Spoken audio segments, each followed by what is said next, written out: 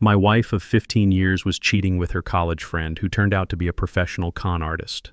What I discovered next changed everything. My name is Connor Hayes. I'm 48, former FBI special agent, currently work as a security contractor for diplomatic missions. Think Jason Bourne, but with more paperwork and less car chases. I spent 15 years building what I thought was the perfect marriage with Lauren, and we have two amazing kids, Riley, 12, and Noah, 9.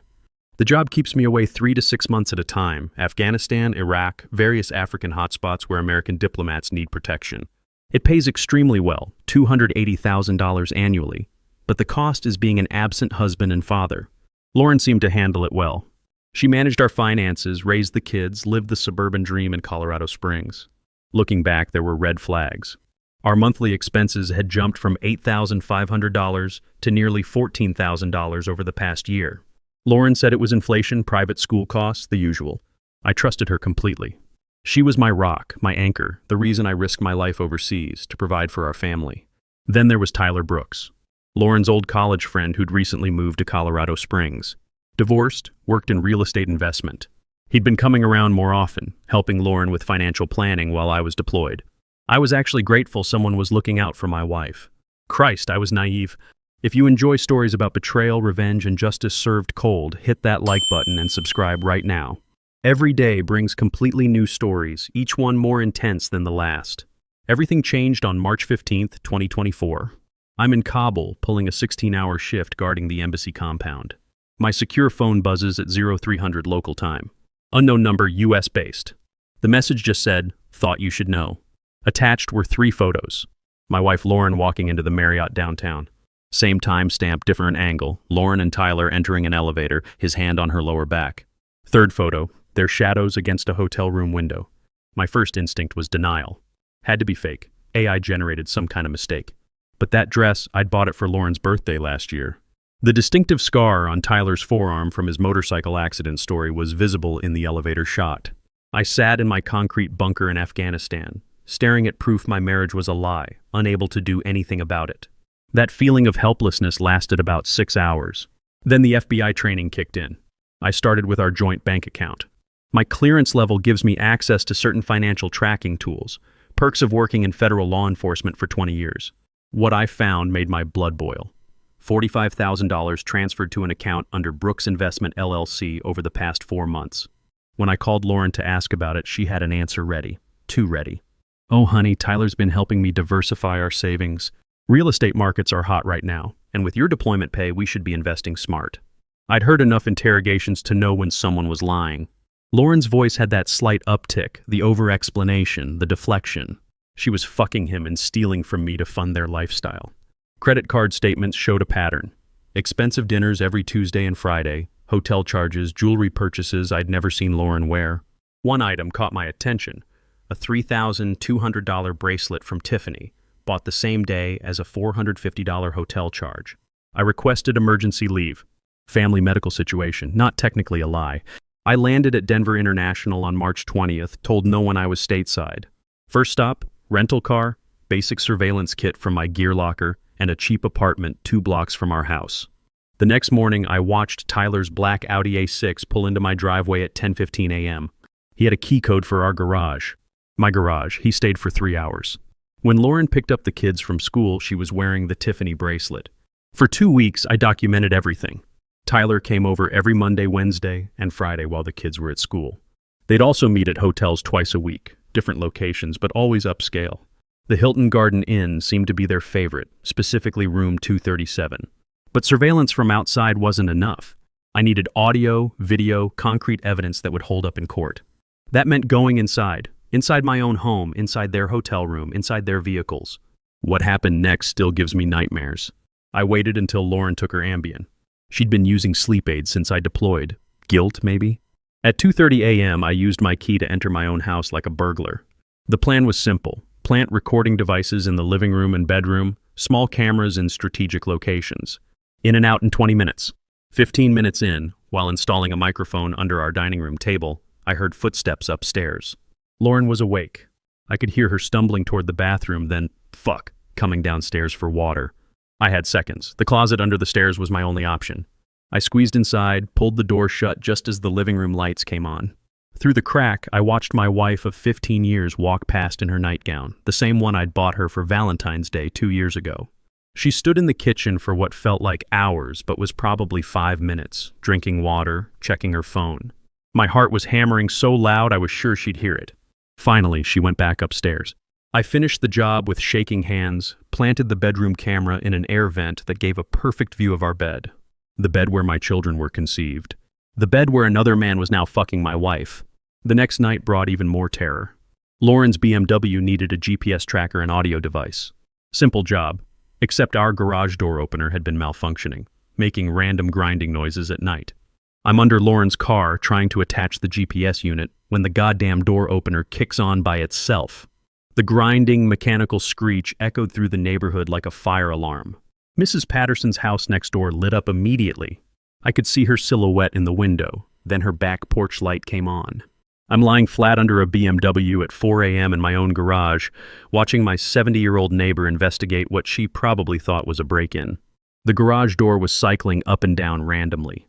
I had to manually disconnect the opener while listening to Mrs. Patterson's footsteps getting closer to our shared fence line. Just as I finished installing the tracker, Lauren's bedroom light flicked on. She was checking on the noise. I watched her silhouette move to the window overlooking the garage. If she came downstairs, if she opened the door to the garage, I was finished. She didn't. But I lay under that car for another 10 minutes, waiting for my heart rate to return to something resembling normal. The hotel operation was going to be the most dangerous. I needed video evidence of their affair, and hotel surveillance wasn't enough. I had to get inside their room. I'd watched their pattern for weeks. They always requested room 237, always arrived at 2 p.m., always left by 5 p.m. Housekeeping cleaned the room at 1:30 p.m. My window was tight but doable. March 28th, 1:45 p.m. I'm dressed as a hotel maintenance worker. Badge, clipboard, tool belt, the whole setup. The plan? Get into 237 while it's being cleaned, install a camera in the smoke detector, be out before they arrive. Except they arrived early. I'm standing inside room 237, screwdriver in hand, smoke detector half dismantled, when I hear voices in the hallway. Tyler's laugh. I'd know it anywhere now. It haunted my dreams. They're talking about making this quick because Lauren needs to pick up Riley from soccer practice at 4 p.m. The keycard beeps. They're coming in. The bathroom. It's my only option. I grab my tools, slip inside, lock the door as quietly as possible. The toilet and sink provide some sound barrier, but I can hear everything. God, I've missed you. Lauren's voice, breathy and desperate. Miss me? It's been 2 days, Tyler laughs. The sound of a belt hitting the floor. I'm crouched behind a hotel toilet, listening to my wife have sex with another man. The camera is half installed, my fingerprints are on the smoke detector, and I'm trapped. They go at it for 25 minutes. 25 minutes of listening to Lauren make sounds I hadn't heard in years, saying things to him she'd never said to me. I memorized every tile pattern on that bathroom floor, every chip in the mirror, anything to distract from the betrayal happening 15 feet away. Finally, they're done. I hear the shower start. They're cleaning up together. My chance. But the bathroom door won't open. The lock is stuck or I'm shaking too badly to work it properly. Panic sets in. If they find me here, everything's over. My evidence, my case, my children's future. All of it hinged on not getting caught hiding in a hotel bathroom like some kind of perverted stalker. The lock finally gives. I slip out, finish installing the camera in 30 seconds, and head for the door. But the hallway is full of guests, some kind of conference group heading to the elevator. I can't walk out looking like maintenance without being noticed. The emergency exit. Fire stairs. It's my only option, but it'll trigger an alarm. I crack open the stairwell door, no alarm. The hotel's system must be malfunctioned or disabled for maintenance. I slip inside, climb down 6 flights, and exit through the parking garage. My hands didn't stop shaking for 2 hours. The surveillance paid off beyond my wildest expectations. Within a week, I had video evidence of multiple recordings of Lauren and Tyler having sex, including audio of them planning my downfall. I captured their financial conspiracy through recordings of them discussing how to maximize the divorce settlement and make me look psychologically unstable to win custody. But most disturbing was discovering the bigger picture when Tyler started bragging about his system for targeting lonely military wives. The most damning evidence came from a conversation I recorded on March 30th. Tyler was explaining to Lauren, once we get the house deed transferred and the custody hearing goes our way, we should have about $850,000 to work with. Maybe it's time to relocate. Lauren's response chilled me. What about the other women? The ones from Texas and Nevada? What about them? They served their purpose. This is bigger, though. Connor's got real money, real assets. This could be our retirement plan. My wife wasn't just cheating. She was part of a systematic fraud operation. Keep watching to see how this gets even more twisted. I reached out to Casey Stewart, my old Army buddy who'd gone into law after his service. Casey's a straight shooter, handles military divorce cases, and knows how to keep his mouth shut. Jesus Christ, Connor, he said after reviewing the evidence. This isn't just adultery. This is organized financial fraud. Your wife's boyfriend is a career criminal. Casey ran a background check on Tyler Brooks. What we found was disturbing. 2 previous marriages, both ending in amicable divorces where he kept significant assets. 3 different Social Security numbers over the past decade. Bank accounts in the Cayman Islands totaling $890,000. Outstanding warrants in Nevada and Texas for financial crimes. Tyler Brooks wasn't his real name. His birth name was Tyler Morrison, and he'd been running cons on military families across the Southwest for over 8 years. Connor, Casey said, your wife might be victim here too. This guy's a professional. I wanted to believe that. For about 5 minutes. Then I listened to the recording of Lauren coaching Tyler on my psychological triggers, my deployment schedule, my financial habits. She wasn't a victim. She was a collaborator. Instead of confronting them, Casey and I developed a different strategy. We'd let them think their plan was working while building an airtight case for the divorce and criminal prosecution. I started acting unstable. Came home from deployment early, claiming stress. Picked fights with Lauren over small things. Made comments about feeling paranoid and having trouble sleeping. I was creating the narrative they wanted, a psychologically damaged veteran who couldn't handle civilian life. Meanwhile, I documented everything. Every financial transaction, every hotel visit, every lie Lauren told about her whereabouts.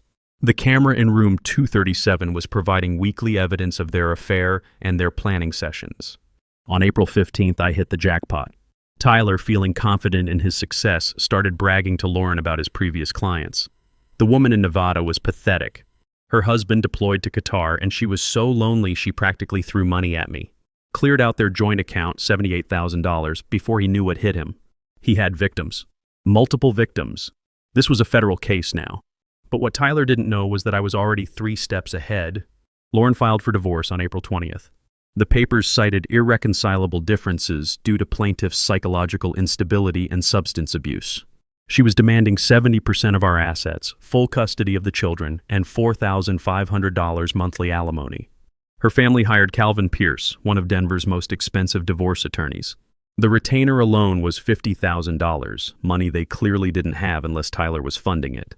Casey arranged a meeting with Pierce on April 25th. The plan was simple. Let them show their hand, then reveal our evidence. Pierce's office was everything you'd expect from an $800 an hour attorney. Floor-to-ceiling law books, mahogany desk, original artwork. Pierce himself was a shark. Expensive suit, perfect teeth, the kind of aggressive confidence that comes from never losing. Mr. Hayes, Pierce began, my client is prepared to be generous in this settlement, given your condition. We understand the pressures of military service can be overwhelming. He laid out their terms. I'd keep my retirement account and one of our vehicles. Lauren would get the house, the kids, and most of our liquid assets. In exchange, they wouldn't pursue a full psychological evaluation or challenge my fitness as a parent in public proceedings. This is really the best outcome for everyone involved, Pierce continued, especially for your children who need stability right now. I listened to the entire pitch without saying a word. Just nodded, took notes, played the part of a defeated, psychologically broken veteran who knew he was beaten. At the end of the meeting, I stood up, shook Pierce's hand, and pulled an envelope from my jacket. I need to think about this, I said, placing the envelope on his desk. But I want you to review these documents first. I think they might affect your client's negotiating position. I walked out without another word. The envelope contained 47 high-resolution photographs of Lauren and Tyler in hotel rooms, bank records showing the $125,000 transferred to Brooks Investment, LLC, audio transcripts of their conversations planning the divorce fraud, Tyler's real identity and criminal background, and a letter from the FBI's Financial Crimes Division confirming an ongoing investigation. Pierce called Casey 2 hours later. The meeting he'd demanded for the next day was postponed indefinitely. Lauren called me that evening, hysterical. What the hell did you give to my lawyer? He's acting like the case is over. I kept my voice calm, controlled. I gave him the truth, Lauren. All of it. You've been spying on me? You sick fuck, I knew you'd lost it. 15 years, I said quietly. 15 years of marriage, 2 children, a life we built together. Was any of it real? The line went silent for so long I thought she'd hung up.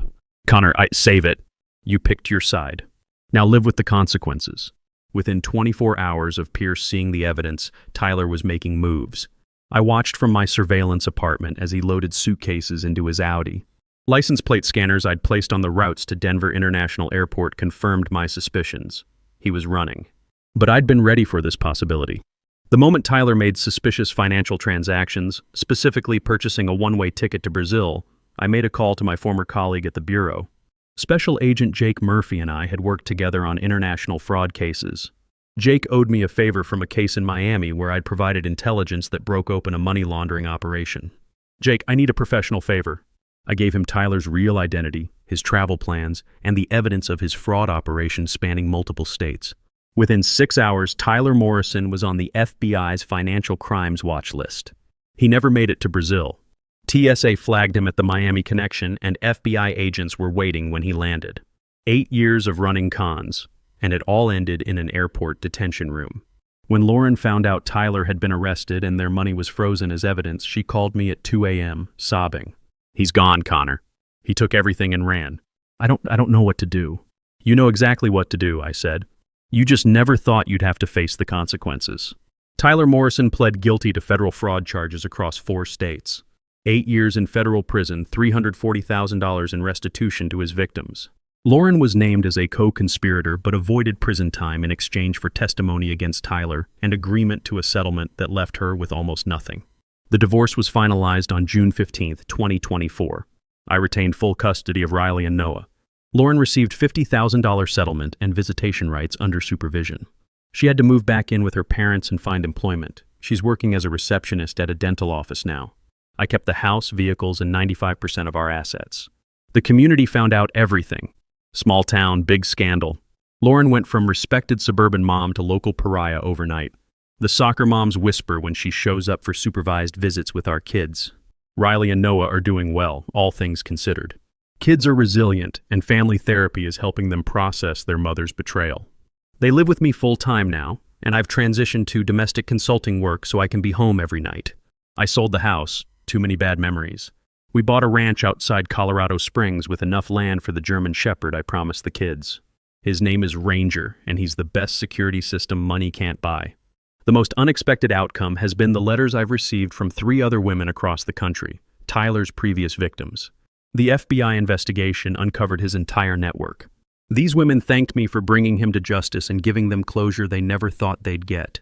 One letter, from a woman named Patricia in Nevada, really stuck with me. My husband was deployed to Afghanistan when Tyler destroyed our marriage and stole our life savings. I thought I was stupid, weak, gullible. Learning that he was a professional criminal, that this was planned and systematic, somehow made it easier to heal. Thank you for getting him off the streets. Lauren destroyed our marriage for a con artist who never loved her. She lost her children, her home, her reputation, and her future for someone who was planning to abandon her from day one. The hardest part isn't the betrayal itself, it's explaining to Riley and Noah why Mommy made such terrible choices. How do you tell a 12-year-old girl that her mother chose temporary excitement over her family's future? But we're building something new. Riley made honor roll last semester. Noah scored his first goal in youth soccer last week. We're healing, moving forward, becoming stronger. Trust but verify, folks, especially with the people closest to you. Love makes us vulnerable, but it shouldn't make us blind. If you enjoyed this story, hit that like button and let me know in the comments what you think about Connor's revenge. Was it too harsh or exactly what they deserved? And if you haven't subscribed yet, subscribe and hit the notification bell to get alerts for more intense stories like this one. Thanks for watching, and I'll see you in the next video.